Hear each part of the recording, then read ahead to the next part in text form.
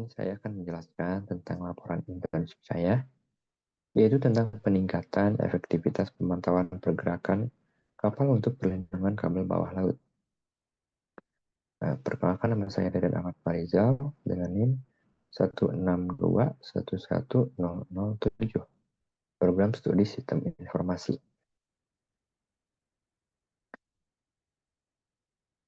Yang pertama,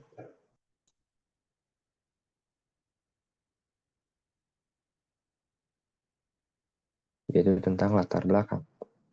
Dengan seiring pesatnya perkembangan teknologi informasi dan komunikasi, kebutuhan akan infrastruktur telekomunikasi yang handal dan efisien semakin meningkat. Perusahaan tempat saya magang adalah salah satu penyedia utama solusi penggelaran kabel bawah laut.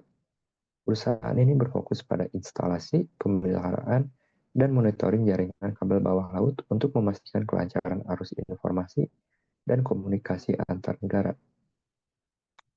Nah, di sini ada prosesnya. Yang pertama yaitu proses pemantauan dimulai. Selanjutnya ada aktivasi sistem AIS dan radar.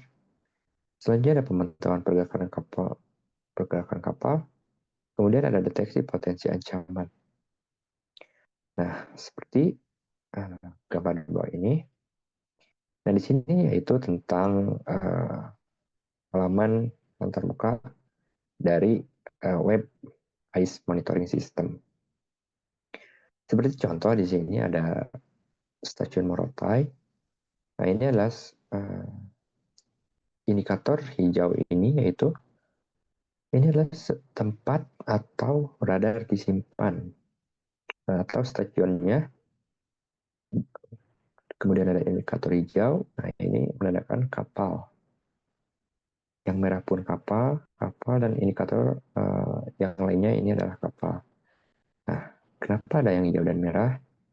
Nah, di sini yang hijau itu menandakan bahwa AIS dari kapal itu diaktifkan atau GPS dari kapal diaktifkan. Sementara yang merah ini itu oleh awak kapal itu dinonaktifkan GPS atau radarnya. Nah, makanya merah.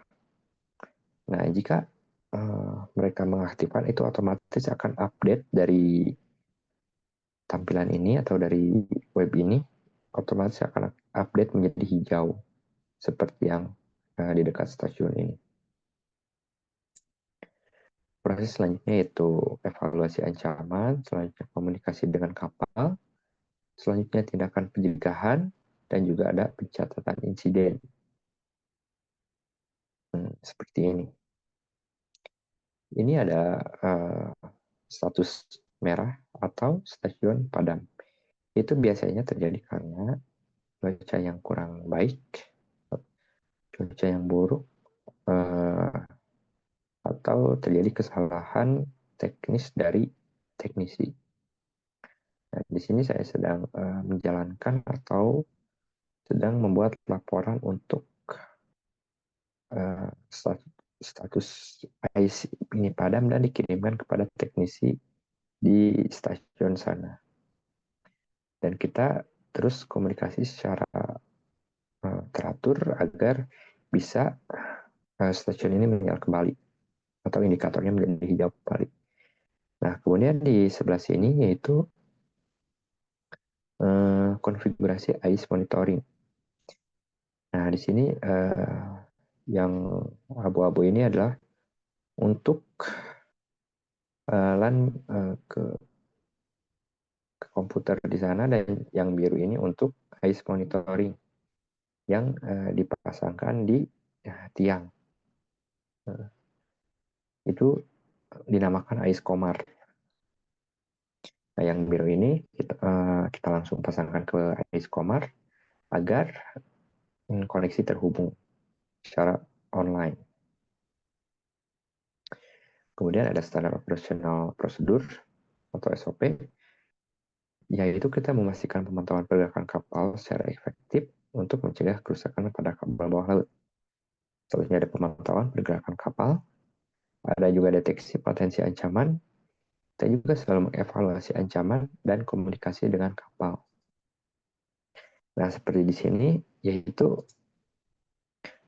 pemantauan kapal dan juga evaluasi ancaman, karena di sini status ICE-nya sedang padam, makanya kita langsung konfigurasi secara manual di sini.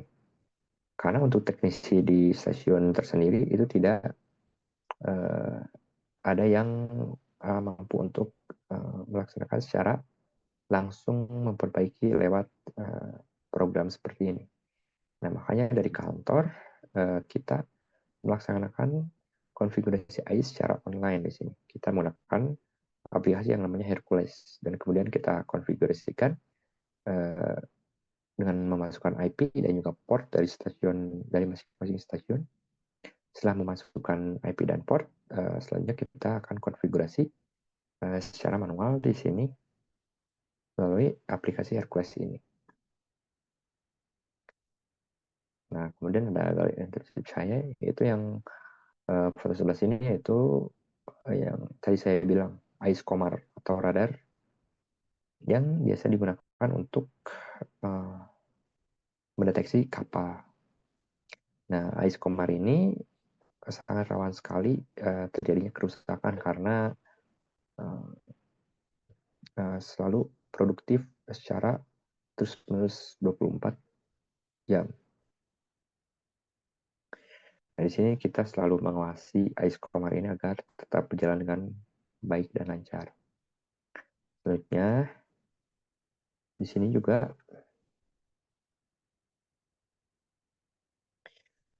di sini saya sedang melakukan konversi dari pinpoint Google Earth menjadi format Excel. Nah, di sini ada sebuah database yang biasa digunakan untuk melakukan laporan bulanan. Nah, kita di sini mengimport dan ekspor secara manual, dan juga saya melakukan pembelajaran tentang Visual Basic di sini.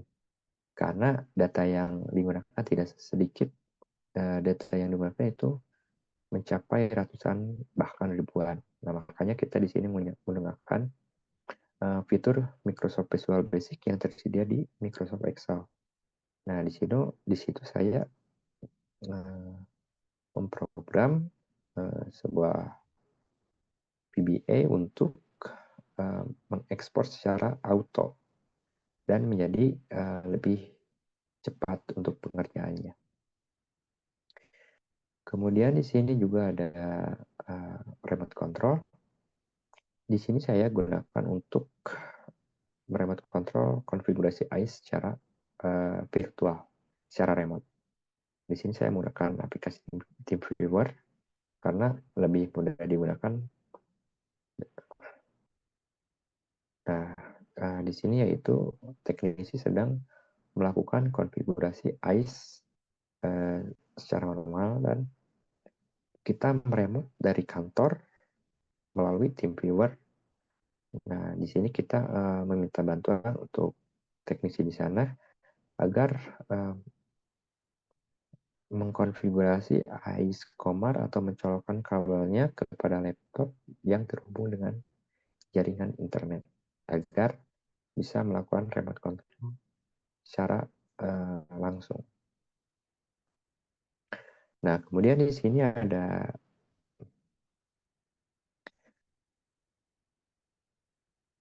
sebuah prompt atau aplikasi yang kita gunakan untuk menginputkan sebuah data-data yang biasanya dilakukan secara rutin. Ada laporan secara mingguan dan juga bulanan. Nah, di sini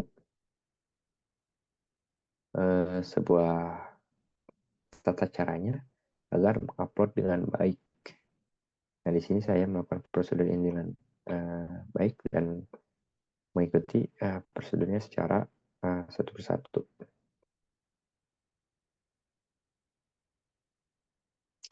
Nah, kemudian juga di sini ada saya sedang mempelajari sebuah PyKitty. Di sini untuk mendeteksi sebuah kapal dan jalur kapal agar kita bisa mendeteksi dengan baik Dan ini dilakukan oleh senior engineer di sana. Ini dilakukan secara rutin dan saya mempelajari ini dengan senior di sana atau pembimbing magang saya di sana. Kemudian juga ada aplikasi Digi Device. Nah, di sini digunakan juga untuk mengkonfigurasi ICE secara rutin. Nah, di sini kita menggunakan ping untuk mengetahui bahwa jaringan atau ya kita terhubung dengan ICE secara baik. Nah, ketika saya tidak ada pekerjaan di sana atau para senior di sana sedang melakukan tugas keluar kota, biasanya saya melakukan waktu luang saya untuk mempelajari sebuah pembelajaran yang baru atau pembelajaran mandiri, karena di sana sering senior pergi keluar kota untuk melakukan sebuah monitoring kabel laut secara langsung dan mengerjakan proyek-proyek lain. Dan di sini saya biasanya mempelajari sebuah pelajaran-pelajaran yang biasa diajarkan di mata kuliah dan saya lanjutkan belajar di kantor. Nah, untuk yang ini, nah di sini saya sedang mengerjakan sebuah laporan juga, dan ini ada bon-bon, di sini ada nota-nota untuk dimasukkan kepada Microsoft Excel. Nah, di sini untuk membantu pekerjaan di sana. Selain melakukan ICE monitoring juga, saya biasanya melakukan sebuah pekerjaan-pekerjaan yang ringan di sana, membantu untuk menginputkan sebuah laporan-laporan dan data-data di sana. Tentunya menggunakan Microsoft Excel, dan beberapa tugas juga saya melakukannya dengan menggunakan Microsoft Visual Basic agar mempermudah pekerjaan. Nah, selanjutnya di sini ada prompt juga yang dikatakan saya tadi, bahwa kita melakukan secara rutin laporan mingguan. Nah, kita di sini melakukan laporan mingguan secara seminggu sekali, biasanya dilakukan pada hari Selasa atau hari Rabu. Nah, ini biasanya deadline-nya itu 2 hari. Nah, makanya kita mengumpulkan database secara langsung, mengumpulkan semuanya agar bisa menginputkan secara tepat waktu atau bahkan lebih awal. Sebagai contoh di sini ada speed bottling Ternate Todore. Nah, di sini biasanya kita menginputkan sebuah dokumentasi dan data-data dari teknisi yang melakukan patroli secara langsung ke stasiun-stasiunnya. Nah, sebagai contoh ini ada stasiun Ternate Todore.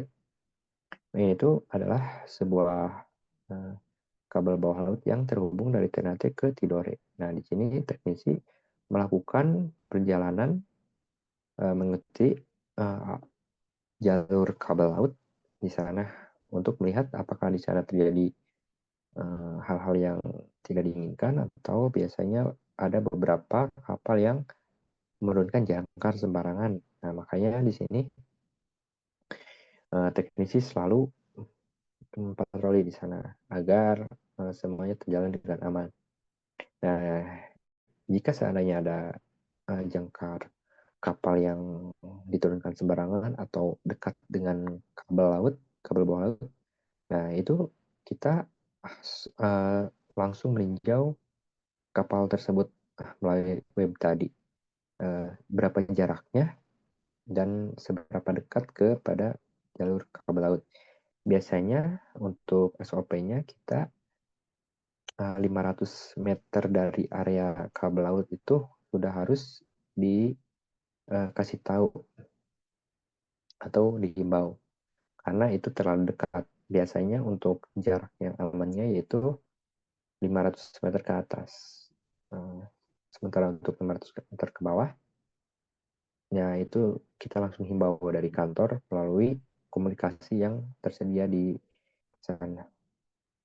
Nah, saya di sana biasanya melakukan itu kalau ada kapal yang mendekat, biasanya langsung komunikasi dengan kapten kapal di sana dan melakukan komunikasi secara langsung.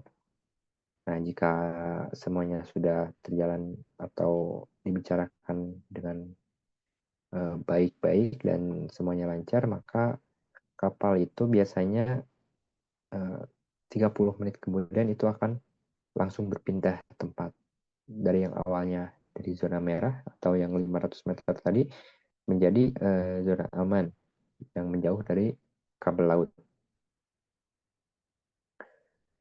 Nah, di sini kita melakukan semuanya dengan lancar dan aman, tapi ada beberapa kendala juga, seperti komunikasinya yang kurang baik di antara teknisi stasiun A dan stasiun B, karena perbedaan waktu juga, perbedaan waktu sekitar 1 jam atau 2 jam, ada beberapa yang mengakibatkan pemantauan dari kita dan teknisi sana menjadi kurang baik karena perbedaan jam. Makanya dari situ kita selalu melakukan evaluasi setiap harinya dan menggunakan laporan harian, yaitu biasanya menggunakan daily report. Nah, daily report di sana kita lakukan untuk mengetahui dan mengevaluasi ada berapa kapal yang melewat, itu sudah terinput di sana, ada berapa alarm kapal, atau bisa dibilang alarm yang kapal itu biasanya kapal yang dari zona 500 meter tadi. Nah, jika kapal tidak berhenti dari tengah-tengah, itu biasanya kita tidak menghimbaunya. Atau indikator hijau tadi, itu kita tidak langsung dihimbau, karena itu sedang melakukan perjalanan. Tetapi kalau misalnya di tengah-tengah kapal merah, tiba-tiba dari radar ini merah kapalnya, maka dari situ kita langsung himbau, karena takutnya ada beberapa yang tidak diinginkan. Nah, seperti ini karena mereka sudah cukup lama, jadi mereka menonaktifkan GPS-nya. Tetapi kalau yang radar hijau ini, biasanya mereka itu baru sampai kepada pelabuhan. Nah, jadi mereka masih update. Tapi jika sudah lama, nah itu otomatis akan statusnya off atau merah indikatornya. Nah, di sini juga dari web ini